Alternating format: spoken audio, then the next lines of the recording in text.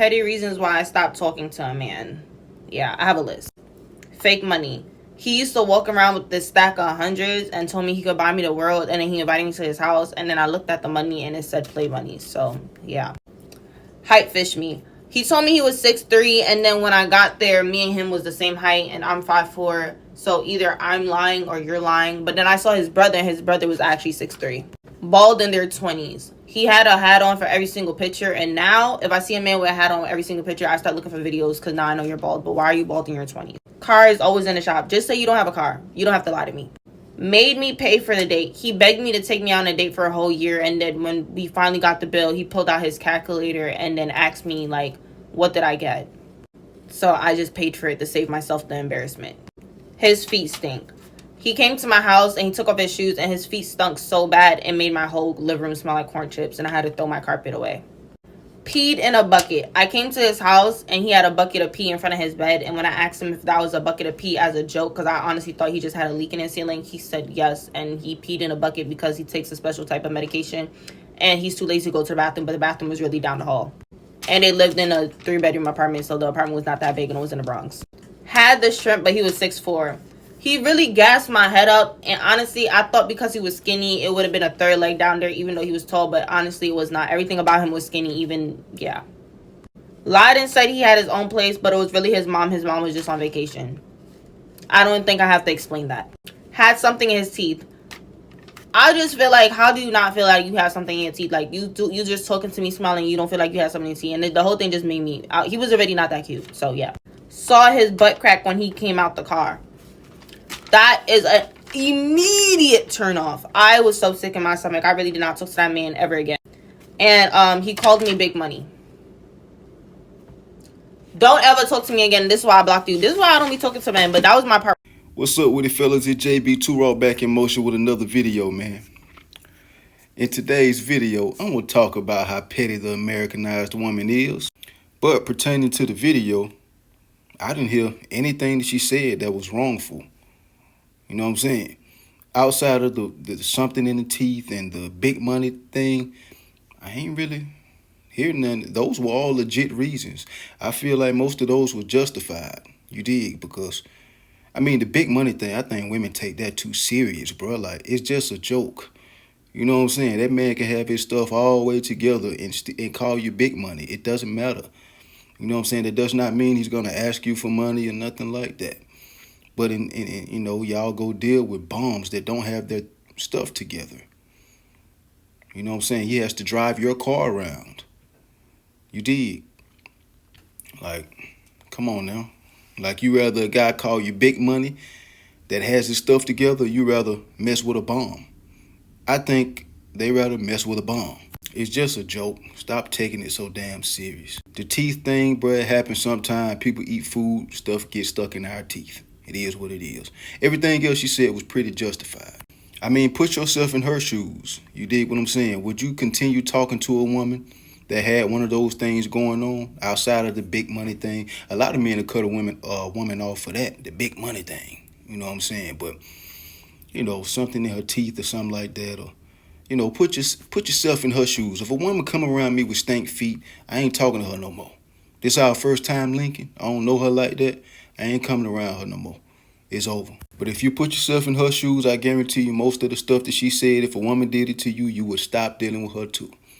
And by the way, man, y'all stop going over these women's house with them chittering, smelling ass feet. Soon as you take off your shoe, it smell like somebody just opened up a can of spoiled coochie. Let a woman come over my crib for the first time and her feet stink. She out of there. Because it's either one or three things. She need to throw them old ass shoes away. She need to put on some fresh, clean socks, or she don't know how to bathe properly. You know what that mean? If your feet ain't properly clean, then there's a big chance that your ass probably ain't clean either, which ultimately means that you are not a clean person and that you have horrible hygiene. I don't even want to imagine how the pum pum smell. I bet it ain't a pretty smell though. Motherfucker got that piranha pum pum. When you smell it, it's gonna bite the hell out of your nose. But anyway, man, the point that I'm trying to make here is that the women that find the pettiest of reasons to stop talking to a man either doesn't like that man or she feels like she has the most options. It also can mean that that woman does not value men at all whatsoever. Some of them don't even look at you as anything other than a tool, aka something you use, and then you toss it away when you don't need it no more. Put it back in the cabinet till you need it again. And my advice to you, honestly, would be to have that type of mindset when it comes to dealing with women. You should already have your ducks in a row. You should already be prepared to stop talking to a woman. And it shouldn't take a big reason. You know what I'm saying?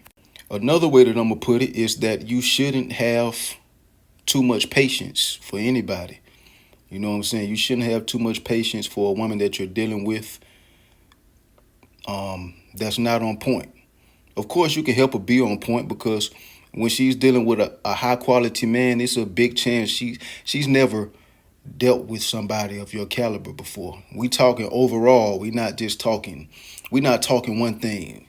Money, looks, status, height, none of that. We talking everything. You know what I'm saying?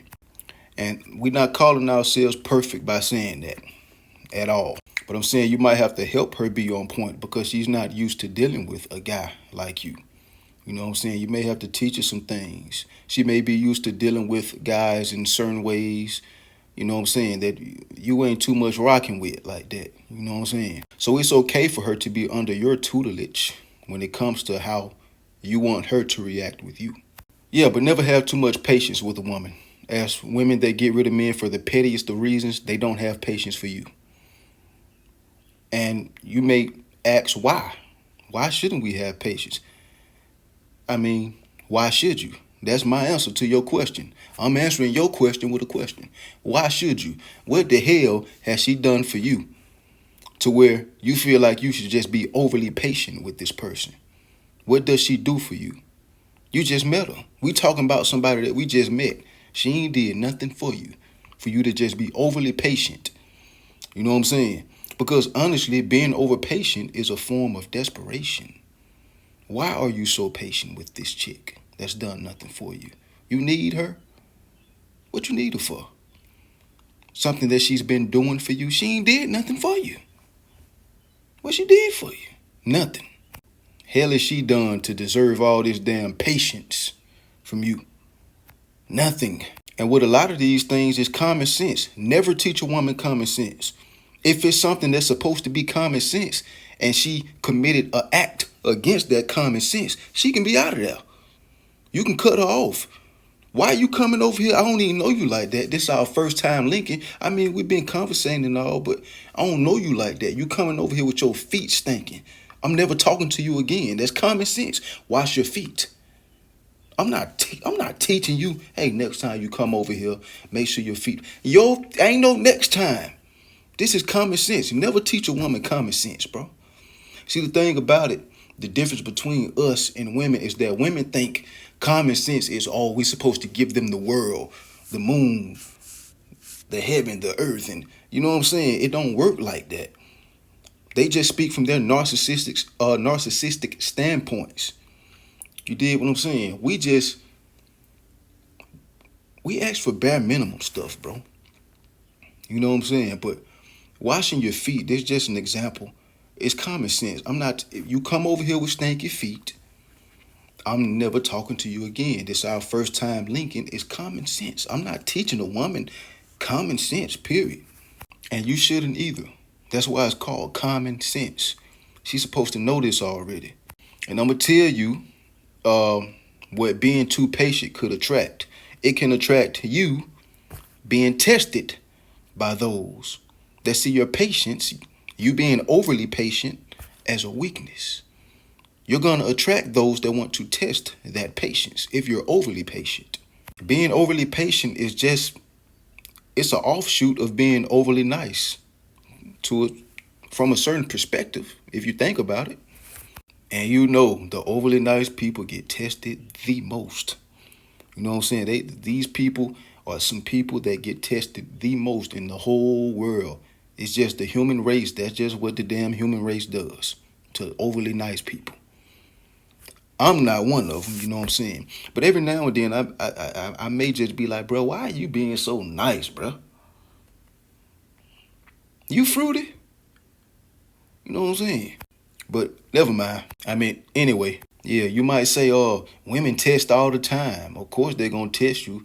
Yeah, but if you're overly patient or overly nice, you know, just like I know, and we all know, that those tests are going to be on steroids. They're going to be juiced up. They're not going to be your average test. They're going to be disrespectful, extremely derogative.